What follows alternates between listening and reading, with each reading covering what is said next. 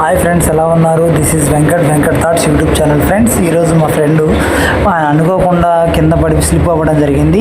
అతని కాలు రన్నింగ్ చేయడానికి కూడా అసలు వీలు లేకుండా బాగా స్వెల్లింగ్ వచ్చి నడవలేకపోతుంటే స్కానింగ్ తీసుకోమన్నాను ఫ్రెండ్స్.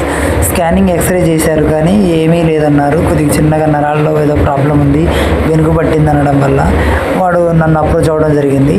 ఈ అప్రోచ్ అవ్వడం వల్ల నేను ఫస్ట్ సారి చూసి చూద్దాంలే అన్నాను. ఫస్ట్ లేదు గురు, కంపల్సరీ చేయాలి అన్నాడు. చేయాలి, నాకు నోటిఫికేషన్ ఉంది, నేను చేయాలి, కంపల్సరీ సెట్ అవ్వాలి అని ఒక 3 days నుంచి నా దగ్గరికి వస్తుంది ఫ్రెండ్స్. అయితే ప్రతిరోజు నేను చేస్తున్నాను కానీ వీడియో తీయలేదు, ఎందుకంటే నా మొబైల్ అనేది కొద్దిగా ప్రాబ్లం వచ్చింది. అయితే మా ఫ్రెండ్ మొబైల్ నుంచి తీసుకోవడం జరిగింది. తనకు రీప్లేస్మెంట్ అంటే ఈ లెగ్కి సంబంధించిన ప్రతి ఒక్క ఎక్సర్సైజ్ అనేవి చిన్నగా ప్రతిరోజు కొద్దిగా డే బై డే చేశాను. ముందు ఆ వాపు తగ్గింది, అలానే ఇప్పుడు నడుస్తున్నాడు. అలానే ఇప్పుడు వరకు అయితే ఎటువంటి ప్రాబ్లం అనేది లేదంట.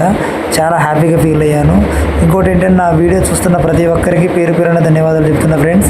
ప్రతి ఒక్కళ్ళు వీలైనంత వరకు ప్రతిరోజు మీరు కంపల్సరిగా మినిమం 1 kilometer అనేది వాక్ చేయండి లేదా రన్ చేయండి. ఇలా చేయడం వల్ల మీ బాడీలో చాలా ఇంప్రూవ్మెంట్స్ అనేవి ఉంటాయి.